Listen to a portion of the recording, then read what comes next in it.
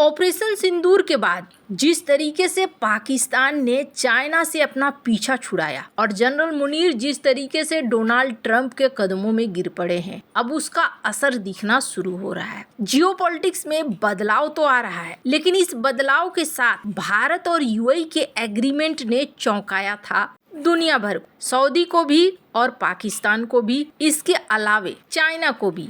जो नहीं सोचा गया उस तरीके की डील यहाँ फाइनल हुई। अब भारत के लिए एक साथ कई खुशखबरी यूएई भेज रहा है। रणनीतिक तौर पर मिडिल ईस्ट में वैसे तो उथल पुथल मची हुई है, लेकिन इस उथल पुथल के बीच में यूएई, भारत, इजराइल, इनकी पार्टनरशिप एक अलग रूप ले रही है। स्क्रीन पर ग्रीस का एक आर्टिकल देख रहे हैं जिसमें ये कहा जा रहा है कि क्या एक क्वाड फॉर्म हो सकता है। हालांकि कुछ उसी तरफ बढ़ती हुई दिख रही है चीजें। भारत से जाते ही यूएई ने भारत के लिए एक बड़ा तोहफा भेजा है। वहीं क्या पाकिस्तान अब ट्रंप के चंगुल में फंस गया है? जानेंगे किस तरीके से भारत और यूएई बहुत सारे खेल को बदल रहे हैं। जियोपॉलिटिक्स में बहुत कुछ चल रहा है। हमेशा की तरह वर्ल्ड मिरर के इस एपिसोड में जानने को मिलेगा बहुत कुछ। आइए जानते हैं इन खबरों को विस्तार से।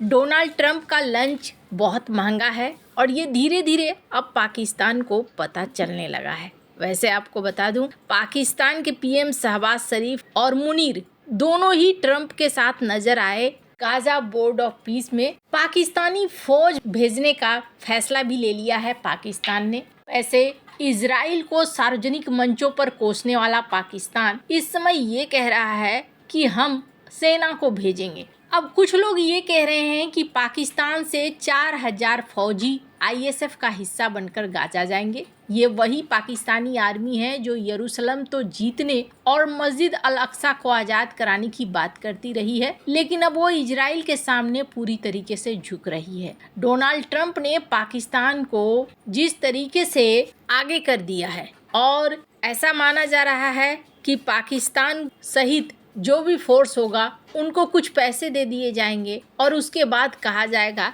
कि तुम आगे बढ़ो और लड़ो। यहाँ पाकिस्तान की तरफ से ये कहा जा रहा है कि पाकिस्तान को थोड़ा वक्त चाहिए अपने घरेलू इशू को रोकने के लिए, क्योंकि पाकिस्तान भी इस चीज़ को जानता है कि अगर इजराइल के साथ उतरता है तो इसका मतलब पाकिस्तान के अंदर थोड़ा विरोध जरूर मचेगा। लेकिन जिस तरीके से जनरल मुनीर ने पूरी ताकत को हाथ में लेकर रखा है, ऐसे में लगता नहीं है कि उस विरोध का बहुत ज्यादा असर पड़ने वाला है। लेकिन हाँ, चाइना को भी एक संकेत जरूर जा रहा है कि चाइना से अब दूर हो रहा है पाकिस्तान और अमेरिका की गोद में बैठ रहा है।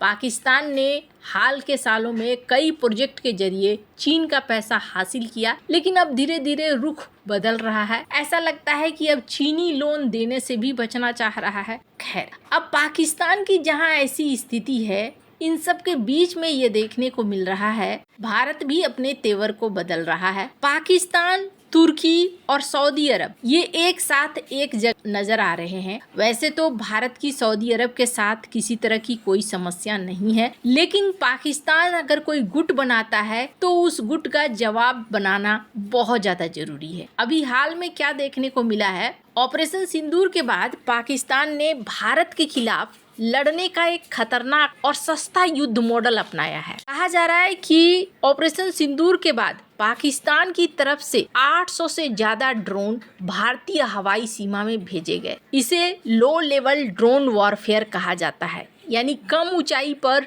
ड्रोन युद्ध। कहा जा रहा है कि ये सिर्फ इक्का दुक्का घटनाएं नहीं है। भारत की एयर डिफेंस और एंटी ड्रोन शील्ड किस तरीके से काम करती है, क्या ये रोकने में सक्षम है या नहीं, इस चीज को भांपने की कोशिश हो रही है। ये ड्रोन कम ऊंचाई पर उड़ते हैं जिससे रडार को चकमा दे सकते हैं। ज्यादातर ड्रोन राजस्थान और पंजाब की सीमा पर देखे गए। भारतीय सुरक्षा बलों ने 800 में से करीब 240 ड्रोन मार गिराए। 5 ड्रोन में हथियार या युद्ध से जुड़ा सामान मिला। 160 से ज्यादा ड्रोन दूसरे सामान गिराने के लिए आए थे, जबकि करीब 72 ड्रोन नशीले पदार्थ लेकर आए थे। इस साल जनवरी में अब तक ड्रोन घुसपैठ की कई घटनाएं सामने आ चुकी हैं। अब ये बताता है कि पाकिस्तान बार बार कोशिश कर रहा है भारत के सर्विलांस से लेकर एंटी ड्रोन शील्ड को चेक कर रहा है कि ये कितना ताकतवर है, यानी भविष्य के लड़ाई के लिए तैयारी कर रहा है। अभी बहुत सारे लोग सोच रहे थे कि यूएई के साथ भारत ने समझौता किया और इस समझौते से कहीं सऊदी अरब के साथ दुश्मनी तो पाल नहीं लिया। भारत ने यूएई के साथ जो समझौता किया है 200 बिलियन डॉलर तक व्यापार को बढ़ाने का, साथ ही साथ ये भी हुआ कि वो भारत से कई तरह के हथियार भी खरीदेगा। ये अपने आप में महत्वपूर्ण है। अब इसका एक बड़ा उदाहरण देखिए, अभी यूएई ने राफेल की डील की है, भारत ने भी राफेल की डील की है और इस जगह पे ये भी देखने को मिल रहा है भारत राफेल का प्रोडक्शन इन हाउस भी करेगा। पर इसके अलावे एक और चीज है जहां यूएई और भारत साथ आ सकते हैं और वो है एमका का प्रोजेक्ट। यूएई यहाँ पर भारत पे पैसे लगा सकता है। वैसे आपको बता दूं, यूएई के साथ भारत की जुगलबंदी बहुत ज़्यादा जरूरी थी। यूएई जिसके पास ऊर्जा का स्रोत भी है, साथ ही साथ एक अच्छा व्यापार की संभावना भी है। वहीं यूएई के राष्ट्रपति ने भारत से जाते ही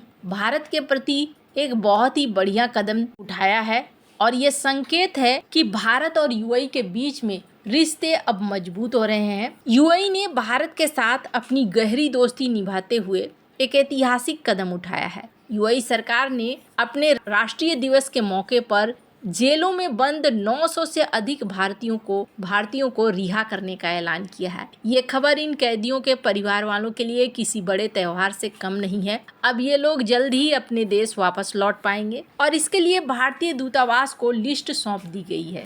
यूएई के राष्ट्रपति शेख मोहम्मद बिन जायद अल नहयान ने कैदियों को दोहरी खुशी दी है। रिहाई के साथ साथ उन्होंने कैदियों पर लगा सारा जुर्माना भी माफ कर दिया है। इसका मतलब है कि जेल से छूटने के लिए उन्हें या उनके परिवार को कोई पैसा नहीं देना होगा। ये फैसला मानवीय आधार पर लिया गया है। इससे कैदियों के परिवार पर आर्थिक बोझ नहीं पड़ेगा और वे नई जिंदगियां शुरू कर सकेंगे। कैदियों की रिहाई का ये फैसला यूएई के राष्ट्रपति के भारत दौरे के ठीक बाद आया है। हाल ही में राष्ट्रपति मोहम्मद बिन जायद अल नहयान ने भारत का आधिकारिक दौरा किया था। ये पिछले 10 सालों में उनका 5वां दौरा था और पीएम मोदी के साथ उनकी मुलाकात को माना जा रहा है कि डिफेंस के सेक्टर में एक बहुत बड़ा कदम है। वैसे ये संकेत बहुत अच्छे हैं, पर आने वाले समय में मिडिल ईस्ट में क्या होता है ये देखने वाली बात होगी। आपको क्या लगता है, यूएई के साथ भारत की पार्टनरशिप सही है या नहीं? कमेंट कर अपनी राय जरूर बताएं। जल्द मिलते हैं अगले वीडियो में नई खबर के साथ।